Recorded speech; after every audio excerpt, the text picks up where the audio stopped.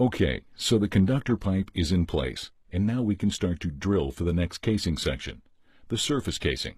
The drill bit slowly cuts through the rock strata, which could be anything from a soft limestone to hard granite, the bit having been chosen accordingly. As the rock is cut, the small cuttings are pumped to the surface in the mud. The bit continues to drill deeper, pushed by the weight of the BHA and rotated by the top drive or rotary table.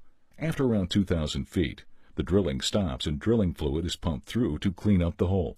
The drill string is then withdrawn from the well. The surface casing is now lowered into the hole, one length at a time. The bottom length has a special shoe, known as a float shoe, fitted to assist with the cementing operation that is to follow.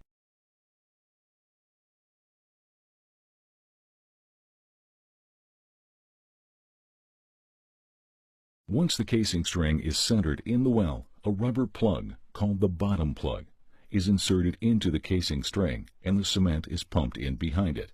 When the correct volume of cement has been pumped into the casing, a second plug, the top plug, is inserted and then the cement is displaced down the casing until the bottom plug reaches the float shoe. When it does, pressure builds up until the diaphragm in the plug bursts, allowing the cement to flow through and into the annular space between the casing and the hole.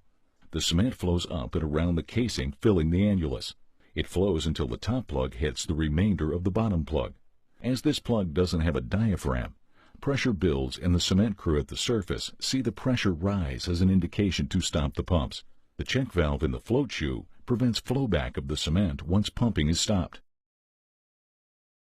Once the cementing run is finished, the cement must be allowed to harden for anywhere from 12 to 24 hours. Once the cement has set, a smaller drill bit is placed on the drill string and it is lowered into the surface casing until it reaches the plugs.